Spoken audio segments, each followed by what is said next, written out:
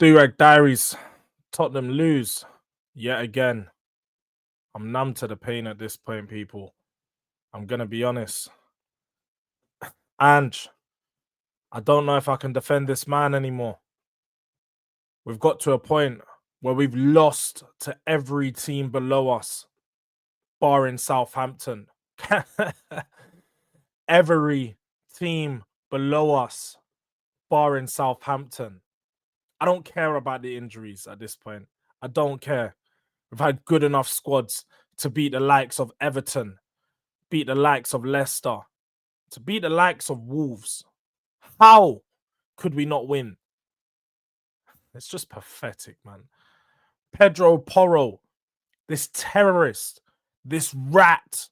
I've been saying he's Bruno in disguise. Because, 1 minute he's putting in an absolute Peter of a ball into the box. Great pass. And you're thinking, great. That's what I want to see from you, Porro, in the first half. Good ball into Richie. Good little movement from Richie as well. Finds his spot. Gets his second goal in 2 games. Great start into that game. 30 minutes in, we take the lead. And I'm thinking, it's not a comfy half. It was still shaky. They had their chances. We had ours. But we were finding our way through at that point.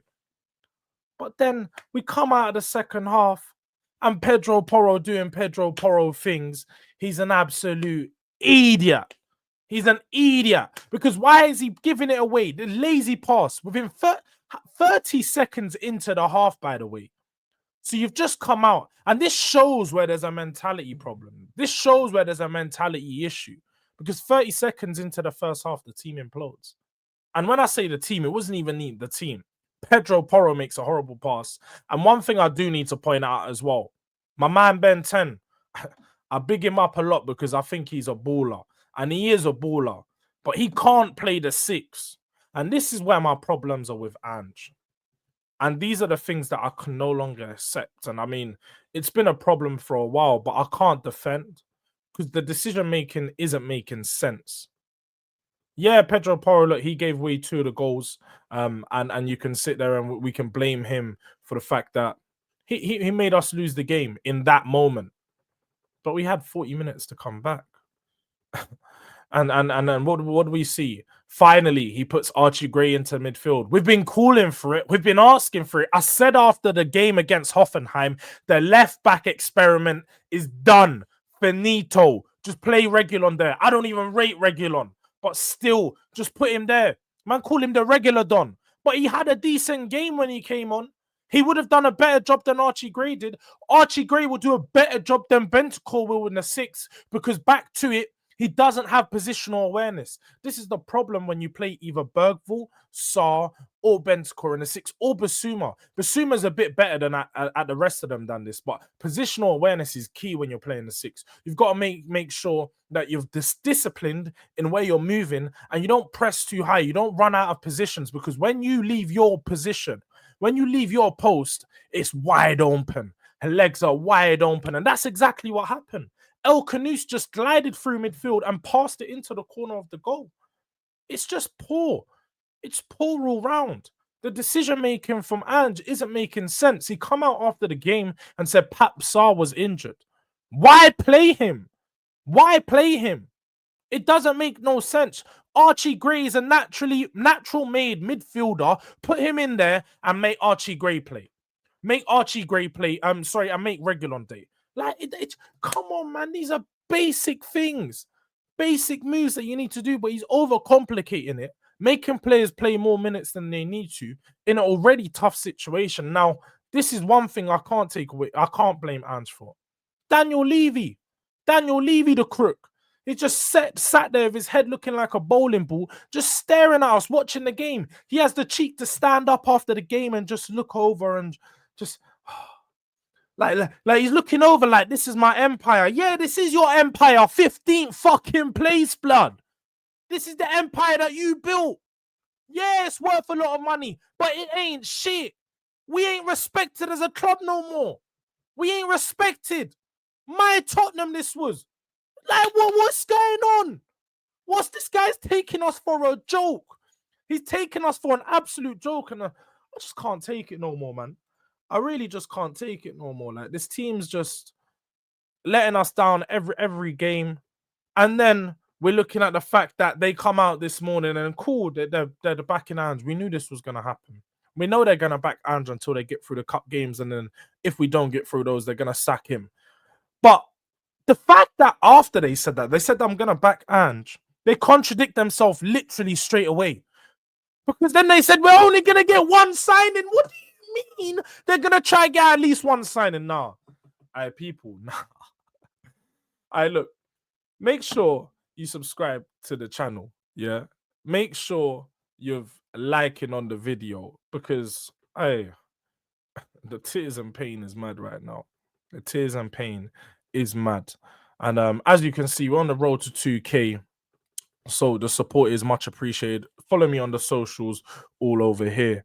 But yeah, man, I know I'm a bit late with my reaction. I definitely am a bit late. I didn't want to do this one yesterday and be too emotional. I always try to like to give a balanced point of view. And again, the morning reaction makes me come here and really understand and evaluate the position of where we're at. Now, let's talk about the game in itself. Yeah.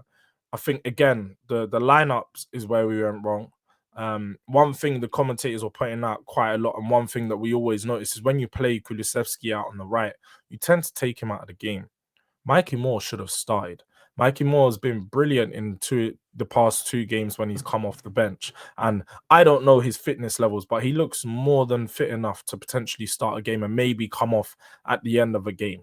We've also got Yamin Hyok. Now, I don't know, again, whether he's able to play up to the ability of the Premier League as of yet, but it's an option that you can look at bringing off the bench. We have players available that should be getting more minutes, especially in moments when these players are getting run into the ground. Kulusevski, Pedro Porro are just awaiting injuries. They're just waiting for injuries at this point. I mean, we obviously have Jed Spencer, James Maddison. He had a late fitness test, and they said, look, he's too sore to play the game. And we saw how much we missed him. That's one thing I will say. James Maddison would have changed that game. I feel like we needed someone in the midfield to progress the ball, to play through the lines. And we were missing that. We were missing that heavily yesterday. I think Bergvall was pretty decent in the first half.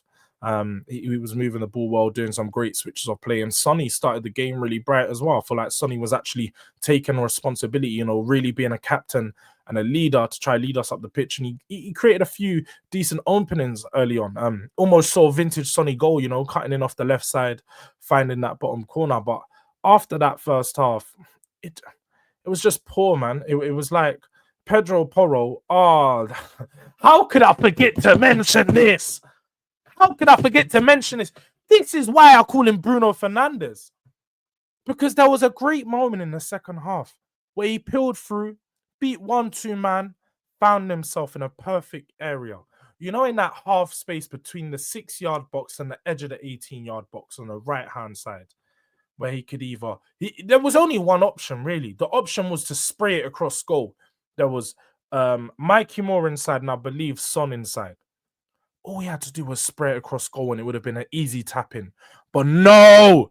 This guy wants to be the hero! This guy's got the grenade launcher!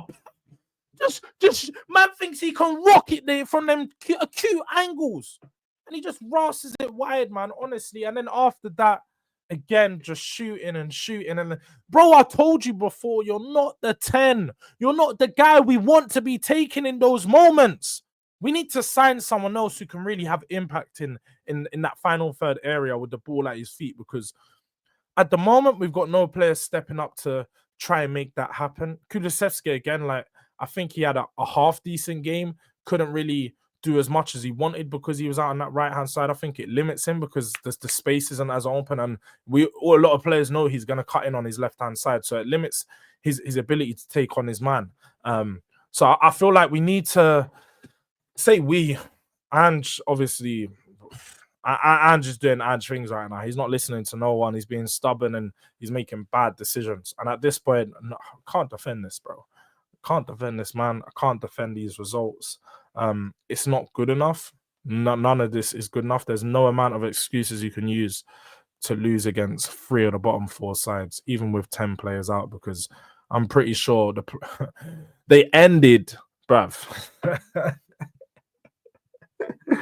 If you don't laugh, you'll cry. They ended with a pivot of Winks and fucking Skip.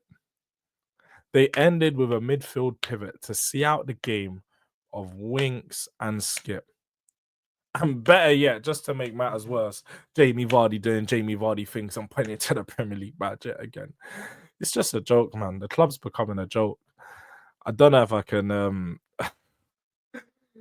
I don't even know what to say anymore. Like, one signing expected. I don't really know where I can have hope going forward. We got Elfsborg next. We might win that game, but does it mean anything in the grand scheme of things? Nope. I will be doing a watch along, so make sure you're there for the watch along. But yeah, man, I'm gonna try to give you guys energy, and I'm gonna try be up for it. But boy, it's gonna be hard to, man, because there isn't much to be excited about from this club. But make sure you guys are tuning in and checking out to the other videos today. We've got a home truths tonight with man like Ash. That's an OG from Twitter. He's gonna be giving some real home truths about Spurs, and then onwards from that we got North Divide at 2 p.m. as well as Boardroom Talks. That's it. Boardroom Talks Tuesday 9 o'clock. Emergency meeting, emergency boardroom. We got a big group of panel. Make sure you're there, man. Spurs 15th in the table. Things can only get better. Nah, things can for sure. They can for sure get worse, man. But hey, people,